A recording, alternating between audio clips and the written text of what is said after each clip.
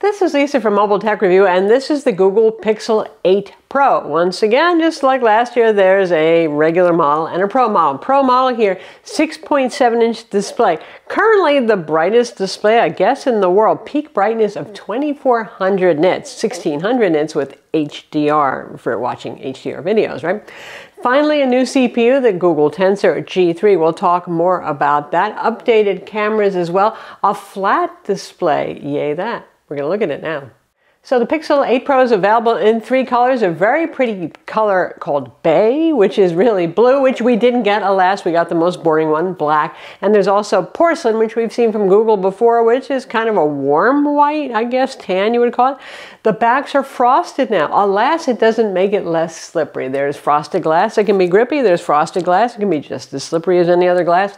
Slippery. Also, a little top heavy up where the camera visor is. So, you know, it's not that heavy. It's like 213 grams or 7.5 ounces, but it feels kind of heavy to hold and being top heavy. And if you're doing things like gaming, I mean, everybody uses a case. You're going to want a case, because I was trying to play like Call of Duty Mobile with this, and it kept just sliding out of my hands because curvy back, slippery, still that, and a heavy phone.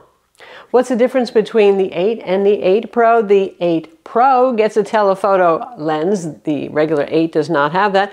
Also, the 8 Pro gets advanced manual mode for the camera, so you can set your ISO, your shutter speed, and stuff like that. The regular 8 doesn't, for who knows why reasons. And the regular 8 is a 6.2-inch display that doesn't get quite as bright, 2000 nits of peak brightness. So those are the big differences there between the two. The Pro starts at $999 for 128 gigs. Each increment of storage, 256 gigs going up each time, is another 60 bucks or so. You can top it out at 1 terabyte, which is $13.99. The regular 8 is $699 for the starting price. Our unit was provided by Google as part of their influencer program. They have review programs and influencer programs. I guess I'm influencing, yay that, so you know where the phone came from. That said, we're allowed to say whatever we want about it. There's no strings attached. They don't review what we're doing here before you get to see it. The only thing they did to both reviewers and influencers is block benchmarking, like Geekbench and 3D Mark and all that sort of thing, until like the day after the phone came out. In fact, if you bought it on launch day, you couldn't download that from the Play Store either. No problem. I have the APKs. I just sideloaded it, but now you can download those benchmarks. Why would they do that? Probably because, as always, the Google Tensor CPUs may be very good at AI, but they don't come up as fast as the latest Snapdragon, in this case Snapdragon 8 Gen 2 processor. You can see the benchmark results on screen. I care less about that than how the phone feels experientially. And of course, Pixel phones have always felt fairly sprightly because they're well optimized. They don't have a lot of bloatware.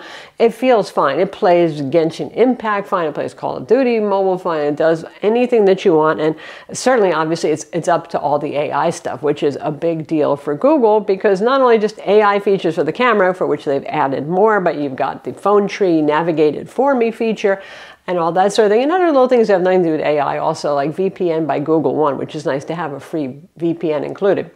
So I'm not bothered by that. I am bothered by the fact that they were blocking benchmarks. That's just cheeseball.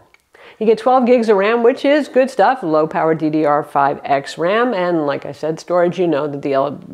Anything from 128 gigs all the way up to 1 terabyte, depending on what you want. And this has 5G, both millimeter wave and sub-6. So you got the fast stuff going on. You have a nano SIM slot and an eSIM. Phone runs Android 14 out of the box on release, and you get, this is new for Android phones, up in the bar, you get 7 years of updates, which can mean OS updates, security updates, and even feature drops.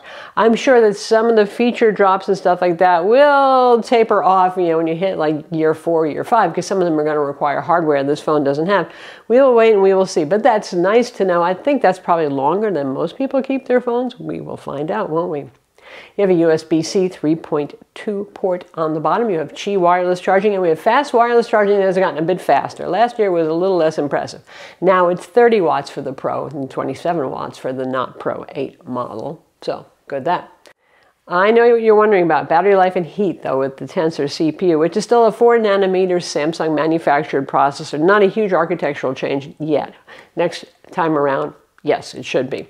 Anyway, 5,000 and 50 milliamp battery, so it's a big battery. And yes, battery life has improved with this processor. I'd say about 25% more. Instead of just listing run times, which can be different depending on how you're using the phone, and you versus me, and how good your reception is on 4G, 5G, Wi-Fi, what you're using, about 25% better than this 7 Pro. So that's significant, and I appreciate that, because battery life was not a super strong point here for the Pixel 7 Pro. In terms of heat, I haven't had it get burning hot, even using it outdoors in the sun, but it does get warm right around the camera bar area when doing sometimes not really very exciting stuff. So there's still some heat there. I know they're probably not pushing the clock speed super high in it to avoid that sort of thing. Again, not burning hot, but yeah, it still gets warm on the back. The speakers on this are improved, and pretty much everything that kind of annoyed me a little bit, like the curvy display, the not as good as others display, the speakers have gotten better too. They're louder, they're more full, they're actually enjoyable to use. That display, you know, you can say, whoopee, we have 2400 nits of max peak brightness, but it could still be display. Otherwise, it's not. It's a really nice display. Once again, I don't feel like, oh man, Galaxy S23 Ultra has it beat. The only time you might feel that way is if you've been using Samsung phones for a long time, you leave it on the default kind of amped up color profile instead of the natural one. Google always goes for more natural colors, which I prefer, and I set my Samsung phones to natural. But if you want super amped up OLED, you're still not going to get it here, but you're going to get a very bright, colorful, lovely OLED display that comes with some new marketing name that I'm not even going to bother with, that Google's attached to it. Like all manufacturers have funny names for their displays. Anyway, it's really good. You're not going to feel like bummed out because you didn't get the display on the Ultra or the iPhone 15 Pro Max. Other thing you're probably wondering about is reception on 4G and 5G, and I don't see a great advancement in the modem here. It doesn't seem so different from the 7 Pro, at least the 7 Pro after some updates that fixed some of the issues with connectivity here. The reception on this is on 5G mostly here where we are, but sometimes 4G LTE is okay. It's not great. It's not as good as what we'd see on the S23 Ultra, some other competing Android phones that have late gen Snapdragons inside, or even the iPhone 14 or 15 phones. Oh well, it's usable, it's not bad. I'm just not seeing as fast data speeds or as strong a signal in dB, which is how we measure it, not by the bars, because the bars are arbitrary. However they want to show them, they will, but by actual signal reception.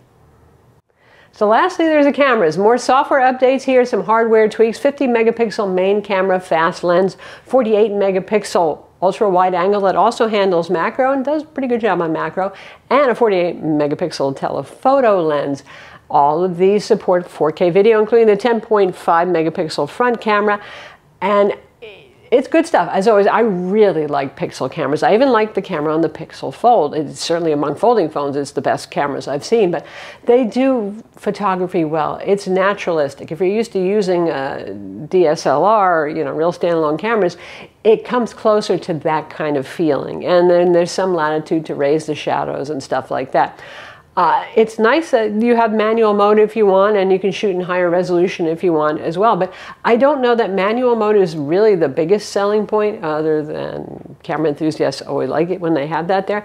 Because the real selling point of Pixel cameras is the AI features, the software, what it does with, honestly, still tiny hardware and phones, obviously, and to make pictures look as good as they do. So I personally don't actually use manual mode much in this because Google does a good job.